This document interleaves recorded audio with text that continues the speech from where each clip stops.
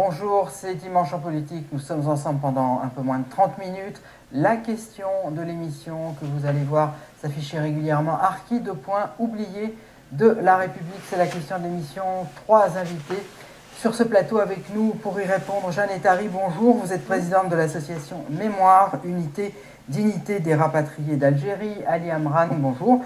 Vous êtes président du collectif des associations de Harkis des Alpes-Maritimes. Et puis Agnès Rampal, bonjour. Vous êtes adjointe au maire de Nice, déléguée aux rapatriés. Vous êtes conseillère régionale PACA. Alors, avant d'entamer la discussion et le débat, on va faire un rappel historique signé Marc Brucker. Qui sont les Harkis ? Pendant la guerre, le mot désignait des auxiliaires d'anciens supplétifs de l'armée française. En Algérie, ils servaient dans une formation paramilitaire, une harka, mouvement en arabe. Pour beaucoup, ils étaient issus d'un monde paysan, parfois miséreux.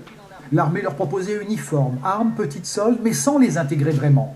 Au cours de la guerre, ils ont trouvé la mort par milliers. Et après la guerre et la signature des accords d'Évian, les Harkis restés en Algérie furent accusés par le FLN de collaboration avec le colonialisme en 1962. Souvent, ils furent l'objet de représailles, parfois même de cruelles tortures et d'emprisonnements. 16 000 Harkis, toutes générations confondues, vivraient aujourd'hui dans les Alpes-Maritimes. Il serait encore près de 30 000 dans le Var. Les Harkis, rapatriés en France, ont souvent eu le sentiment d'être les oubliés d'une république ingrate à leur égard. Et la blessure demeure à vif, même si la responsabilité de l'abandon des Harkis et des massacres ont été officiellement reconnus en septembre 2016 par cette même république.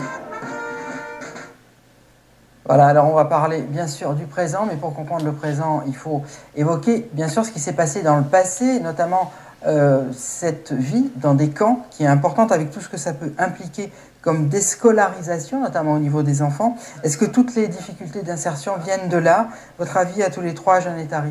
Oui, bien évidemment, j'en suis persuadée que la déscolarisation dans les camps a été pour les Harkis et pour aujourd'hui leurs enfants un grand échec scolaire et un grand problème donc d'intégration sociale, d'où cette carence, on va dire, dans l'instruction malheureusement, qui fait qu'aujourd'hui c'est très difficile pour eux de trouver un emploi. Et moi je le vois tous les jours, ils viennent me voir pour me dire aide-nous, on a besoin d'emploi pour vivre. N'oublions pas que les Harkis ont une moyenne d'âge entre 50 et 60 ans maintenant, et qui pour souvent, certains ont eu des accidents de la vie, et ils sont pour la plupart demandeurs d'emploi.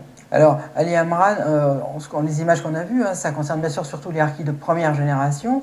Est-ce que ces cicatrices dont on parle, notamment en matière de scolarisation, de difficultés d'insertion, on les retrouve également au niveau des autres générations ? Est-ce que ça vient de là aussi, de ces difficultés ? Oui, tout à fait. Le fait d'avoir parqué les familles de Harkis dans les hameaux de forestage et d'abord dans les 6 camps de transit, sachant qu'il y a eu 75 camps, 6 camps de transit et 69 hameaux de forestage, toutes ces familles-là étaient éloignées de la ville, loin de la scolarité, loin par la suite de la formation professionnelle, pas d'aide du tout à l'aide aux devoirs puisque nos parents étaient illettrés, ne pouvaient pas faire leurs devoirs aux enfants quand ils rentraient de l'école.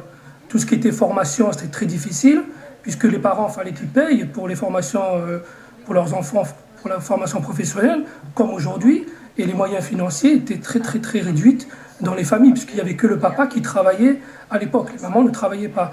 Concernant la scolarité, c'était très difficile parce qu'on était aussi marginalisés puisqu'il y avait même dans certains camps l'école sur place. Alors ils n'avaient pratiquement aucun contact avec l'extérieur. Nous, à Montsartou, moi j'ai eu la chance d'aller à l'école de la République à Montsartou, mais nous étions quand même à 3 km du village. Nous allions à l'école à pied. Et si on n'allait pas à l'école, personne ne pouvait nous amener en voiture ou en minibus. Les minibus sont mis en place tardivement par la commune de Montsartou. Et malheureusement, l'échec était là aussi parce qu'il n'y avait pas de suivi scolaire après l'école. Alors Agnès Rampal, on vous a invité aussi parce qu'on va parler un peu plus tard dans l'émission des emplois qui sont réservés par la métropole et par la région PACA. Aujourd'hui, vous êtes adjointe au rapatrié à la mairie de Nice. Est-ce que les cicatrices de ce qui s'est passé, de ce qu'on vient de voir dans ce petit résumé, vous les sentez toujours aujourd'hui ? Écoutez, je suis moi-même rapatriée. Je peux vous dire que les cicatrices, elles sont là. En 1962, il n'y avait pas de psychiatre pour nous attendre, qui nous accueillait. Il n'y avait pas de cellule de parole. Et nos familles ont dû faire face, ont dû s'installer, recréer une nouvelle vie. Il est vrai que nous, les rapatriés, nous n'étions pas parqués dans des camps, et ça a déjà été très difficile pour nombre d'entre nous. Donc j'imagine l'horreur qu'ont vécu nos frères harkis dans ces camps, isolés, parqués, loin des collectivités, où effectivement ils étaient entre eux et ne pouvaient absolument pas participer aux écoles, à la vie citoyenne. C'est terrible. Ce sont des cicatrices terribles, et ce sont des cicatrices justement sur lesquelles il faut à présent essayer de faire de bonnes choses. Alors on va avancer, donc on va essayer de voir justement les conséquences dans le présent de ces cicatrices du passé. On a tourné un reportage autour de votre association, Madame Ettari, donc qui s'appelle Mémoire, Unité, Dignité des rapatriés d'Algérie. On va voir ce reportage tout de suite, on en discute après. Francis Mallory, Alexandre Dequitte. Ça c'est ma maman, ça c'est moi, avec mes frères et sœurs que j'ai élevés, j'avais à peine 6 ans. Donc, après la guerre d'Algérie, en 62, on a été parqués dans des camps comme cela.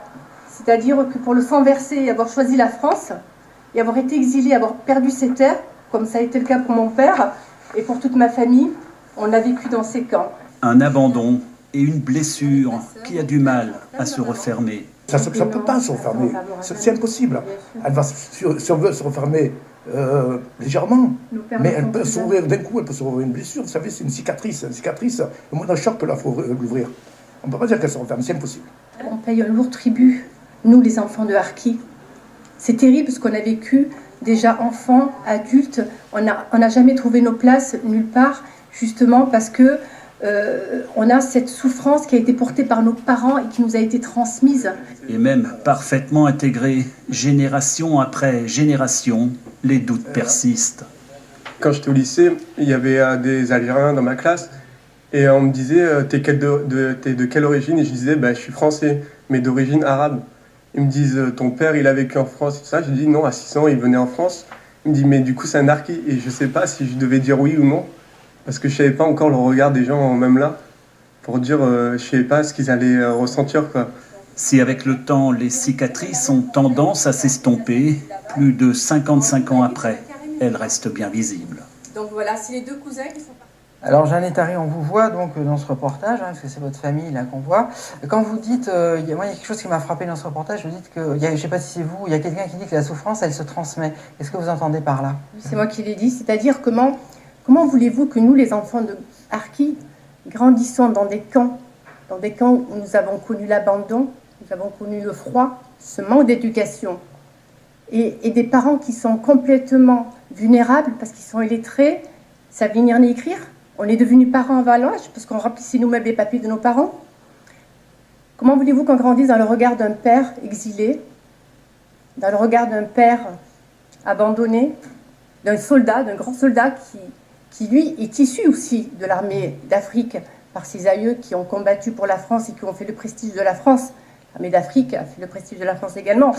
Et il est vrai que comment voulez-vous que moi, fille de harki, je grandisse dans le regard de mon père qui me dit j'ai tout laissé, mes terres, ma famille, mes vignes, pour me retrouver dans un camp de harkis, dans un hameau forestage où nous étions quand même une 50aine de familles sur 40 mètres carrés.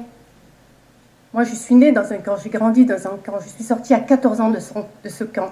Comment vous voulez qu'un enfant se structure dans le regard d'un père et d'une mère dans la souffrance? Cette souffrance, elle est véhiculée, on est imprégné de cette souffrance, on grandit avec, on la mange tous les jours et on la mange encore aujourd'hui. Alors c'est justement la question, hein, c'est aussi un peu pour ça qu'on fait cette émission, je vais vous la poser à tous les deux. Il faut également avancer, hein, je sais que ça peut vous choquer de dire ça, mais est-ce qu'à un moment il ne faut pas aussi passer à autre chose, Ali Amran? Est-ce qu'il n'y a pas finalement une insertion qui doit se faire? Moi, je ne parlerai pas d'intégration ou d'insertion. On est français à part entière, puisque nos parents ont choisi... L'Algérie était déjà un département français. Nos parents sont repassés devant un juge pour réacquérir la nationalité française, parce qu'on les avait destitués déjà de la nationalité française. Il a fallu qu'il obtienne encore une deuxième fois. Moi, je ne parlerai pas d'intégration d'insertion. On est français à part entière. On n'a pas eu les mêmes chances et au même pied d'égalité que le français Dupont ou Durand. Mais c'est vrai qu'il y a des enfants de harkis, des filles et des garçons, qui sont avocats, qui sont chefs d'entreprise, qui sont dans tous les domaines, on les retrouve. Malheureusement, certains n'ont pas pu acquérir toutes ces compétences-là. Aujourd'hui, on est en train tous de se battre pour essayer de régler ce problème-là, d'abord de l'emploi et du logement. ensuite de cette reconnaissance que les différents gouvernements français n'ont pas su, ils n'ont pas eu le courage de le faire. Nous avons eu la chance avec M. Sarkozy qui avait fait un premier pas, ensuite M. Hollande en 2016 qui avait tenu ce discours important pour la communauté harkie. C'était il y a un an, et on va en reparler de ça. Juste, on va un petit peu avancer dans l'émission. Okay. Agnès Rampal, je vous posais vous aussi cette question. Est-ce qu'il n'y a pas, on n'est pas aujourd'hui comme il y a 40 ans quand même? Non, mais justement, c'est devant ce constat que les enfants de harkis ont souffert plus que les autres de cette mauvaise insertion dans la société, que nous avons été alertés par des associations de harkis du Var, des Bouches-du-Rhône pendant la campagne des régionales, que nous les avons rencontrés avec Christian Estrosi et que nous nous sommes dit il faut faire quelque chose pour aider. C'est vrai que l'État avait fait passer de nombreuses mesures pour aider les harkis et que les emplois réservés, ça a été fait depuis 1983, mais que force est de constater que ça n'avait pas réglé tous les problèmes. Et c'est pour ça que Christian Estrosi, Renaud Muselier aujourd'hui, ont souhaité qu'à la région, nous gardions un certain nombre d'emplois pour nos frères harkis, pour essayer justement de sortir les familles qui sont encore en difficulté. Madame Ettari, Jeanne Ettari ? Oui. Là aussi, on vous voit dans le reportage. Hein, donc, quand on voit le reportage, c'est vrai qu'on a envie de vous poser la question, est-ce qu'à un moment, il ne faut pas un petit peu essayer d'oublier ? Mais bien sûr qu'il faut oublier, non. On ne peut pas oublier. On a une empreinte, c'est la guerre d'Algérie.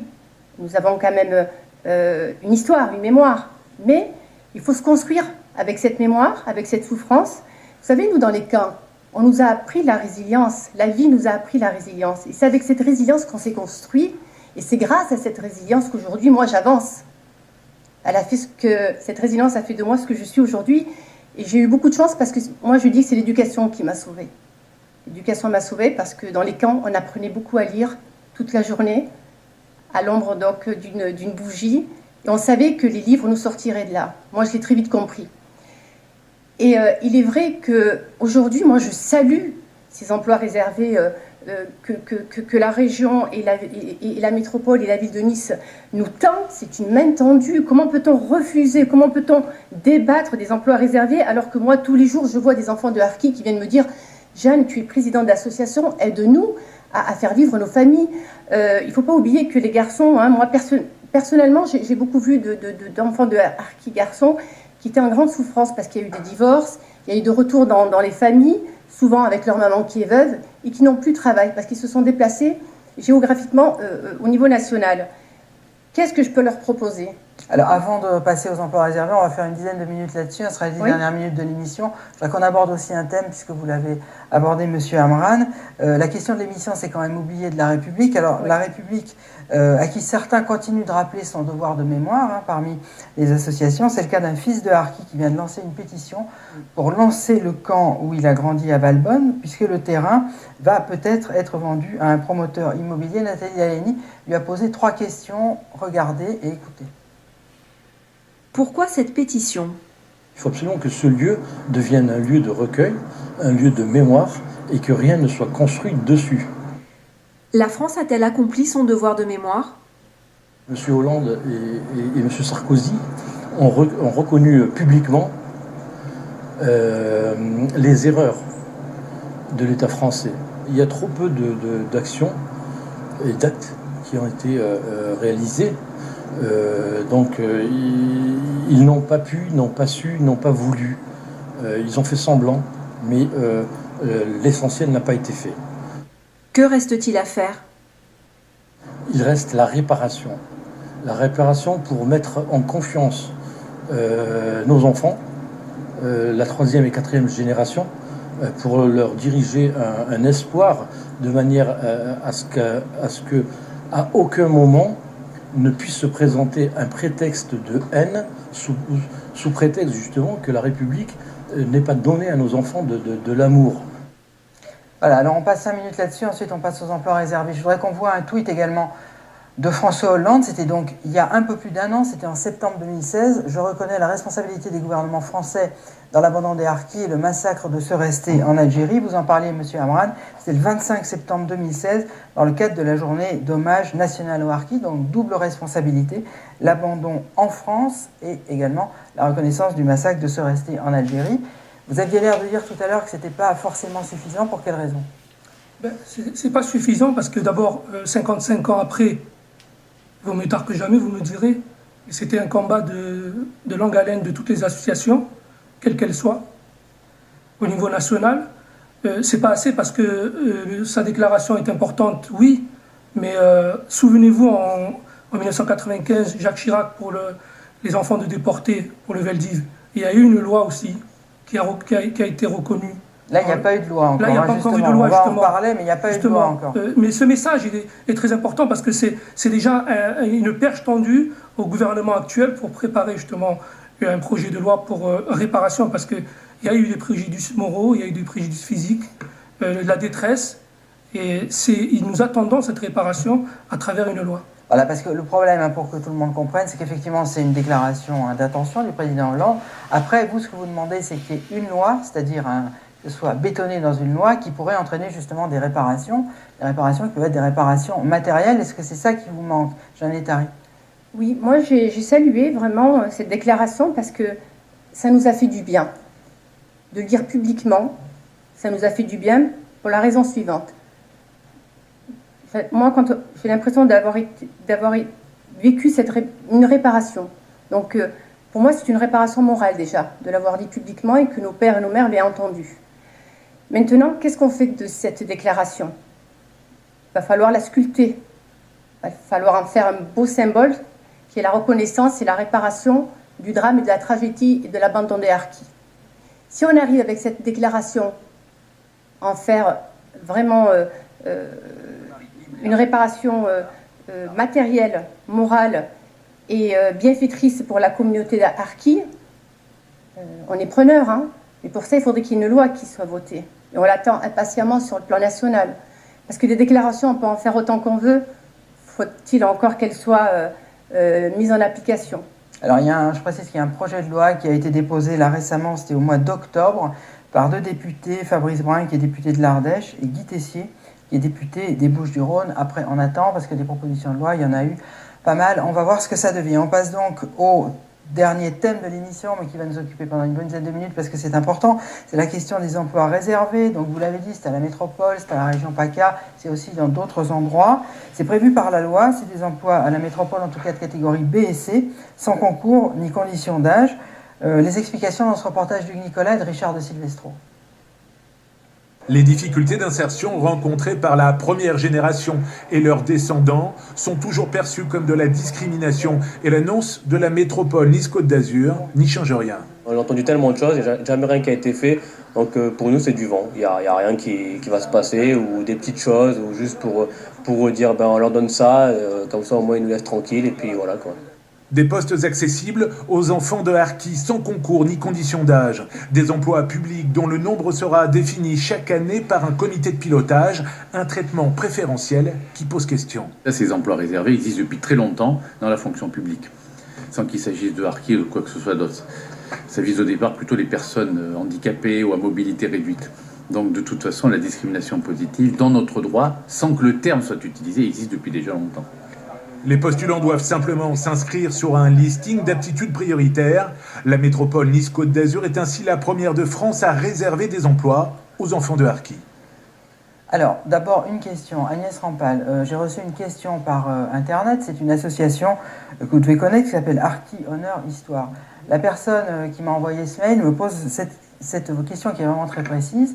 Il me dit que ça ne s'adresse pas aux harkis de 3e génération, ça ne s'adresse qu'aux harkis de 2e génération. Est-ce que c'est exact? Alors ça, c'est vrai. La loi telle qu'elle a été votée parle des enfants de harkis.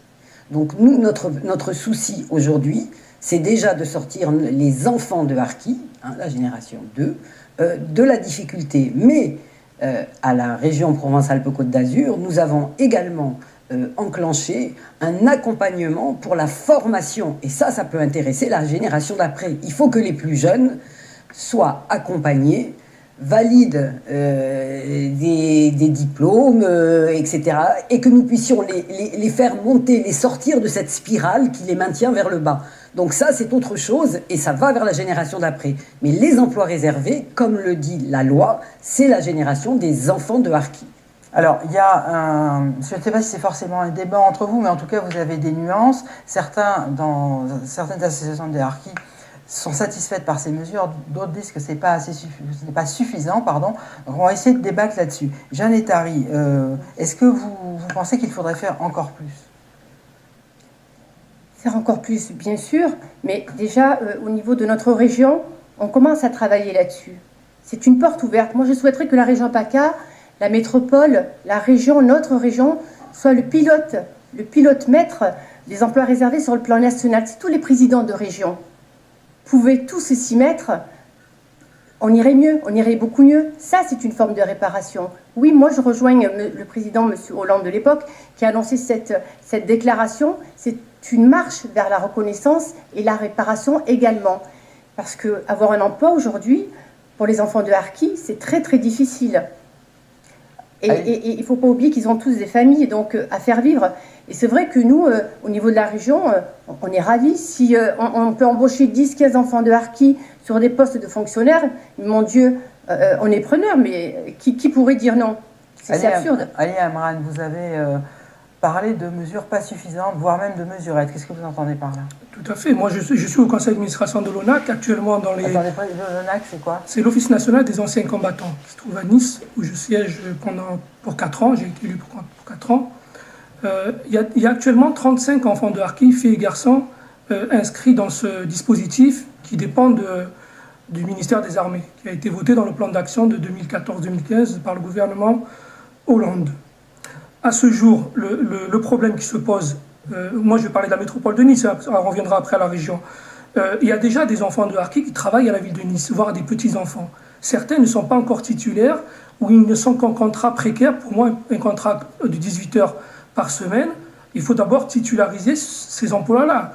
Ensuite, on pourra parler d'emplois réservés, mais je ne peux être que favorable. Si on arrive à réduire le problème des demandeurs d'emploi de notre communauté, le problème à se poser au niveau des autres communautés, des autres populations, parce qu'on nous a appelés, on nous a dit c'est quoi encore cette mesure, vous voulez faire encore de la discrimination positive? Alors il y a effectivement ce problème auquel Agnès Rampal va répondre. Au niveau national, il y a une loi, il y avait un plan harki qui avait également été voté. Il y a beaucoup d'associations de harki qui disent attention, ça ne correspond pas à ce qu'on demandait, parce que par exemple dans certains emplois il faut le bac, et il y en a beaucoup qui n'ont pas le bac, donc on est un petit peu coincé. Voilà, c'est une problématique qui est générale, qui n'est pas seulement liée à la métropole. Qu'est-ce que vous répondez, Agnès Rampal, à ce que vient de dire Ali Amran? Écoutez,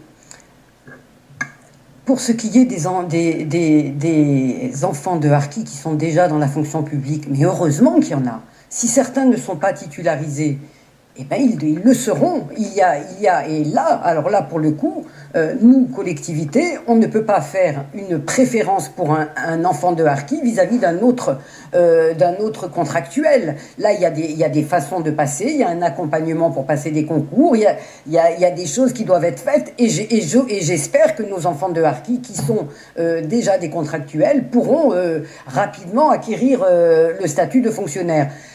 Il s'avère que la loi a créé ces emplois réservés, que cette loi qui a été créée, les emplois réservés depuis 1983, n'a pas réussi à éponger toutes les difficultés. Aujourd'hui, vous dites que c'est une mesurette. Ben oui, les petits ruisseaux font les grandes rivières. Les collectivités territoriales, en l'occurrence la région Provence-Alpes-Côte d'Azur, la métropole Nice-Côte d'Azur, et je peux vous annoncer que lundi, j'aurai l'honneur de présenter cette délibération pour la ville de Nice.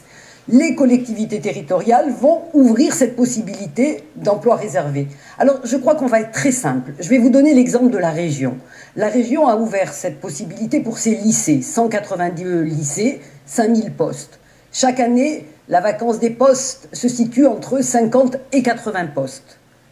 Bien sûr, en priorité, sont titularisés les emplois qui sont avec du personnel qui est déjà là. Il va rester une vingtaine de postes. Et là, tout le travail du service des ressources humaines, c'est de mettre en équation les demandes d'emploi de harkis qui ont un passeport de l'ONAC, les postes vacants, de voir si les compétences correspondent, si les lieux correspondent, parce qu'il n'est pas non plus question de faire travailler au bout des Alpes-Maritimes quelqu'un qui habiterait dans les Bouches-du-Rhône, et nous avons pu ainsi insérer 6 postes. Alors, et chaque année, ça va se renouveler. Beaucoup, parce qu'il reste très peu de temps d'émission. Il y a une dernière question que je voudrais qu'on aborde, parce que là aussi, quand on fait des recherches là-dessus, c'est quelque chose qu'on trouve assez souvent. Alors, il y a beaucoup de harkis dans la région, hein, mais il y a d'autres régions où il y en a moins.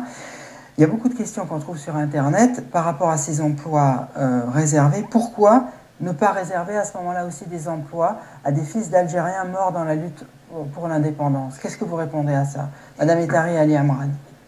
Les Algériens, vous pouvez répéter votre question? La question, c'est pourquoi ne pas également réserver des emplois à des fils d'Algériens qui sont morts dans la lutte pour l'indépendance en Algérie? Et qui sont de nationalité algérienne ou qui sont binationaux? Non, s'ils sont ici, ils peuvent être de nationalité française.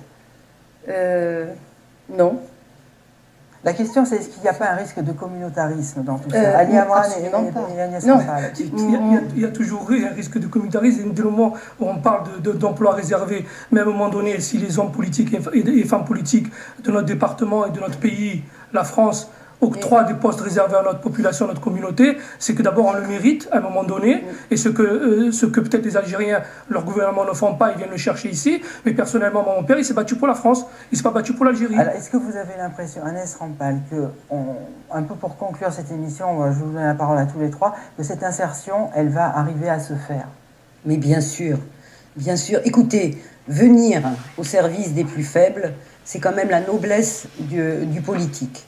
Je crois qu'en faisant cela, on va essayer et on va y travailler, et chaque année, dans nos 3 collectivités, et bon sang, si ça pouvait servir d'exemple, et si d'autres collectivités pouvaient nous suivre, je peux vous dire que le problème des enfants de harkis, eh bien, quelque part, il pourrait être résolu maintenant assez vite, et que ça serait tout à l'honneur de la France. Même voilà. Question à tous les deux. Pour le présent, on sait qu'il y a les cicatrices du passé. Pour le présent, est-ce que vous êtes confiant, Jeanne Ettari? Je voudrais simplement revenir sur 2 petits points. Je suis d'accord avec M. Amran sur les contractuels, de régulariser sur le plan national tous ces contrats précaires qui n'ont pas lieu d'être, évidemment.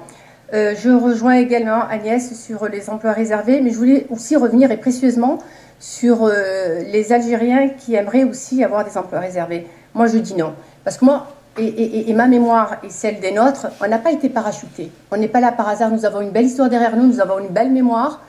Et donc, pour moi, il n'y a pas lieu d'être à ce que les Algériens aient des emplois réservés et on va dire qu'on stigmatise donc les harkis et les Algériens dans la mémoire. Très rapidement, Ali Amran, c'est important pour votre avis pour l'avenir, optimiste? Moi, je suis optimiste, parce que je souhaite que le problème de l'emploi soit réglé pour tous les enfants de harkis qui ont les compétences, et ceux qui n'ont pas de formation, qu'on leur donne les moyens financiers pour faire des formations. Et je souhaite que la métropole de Nice et le conseil régional travaillent avec l'Office national des anciens combattants et les associations qui sont à l'écoute des enfants et de ces demandeurs d'emploi que nous avons à défendre et à représenter au niveau des postes qui sont à acquérir.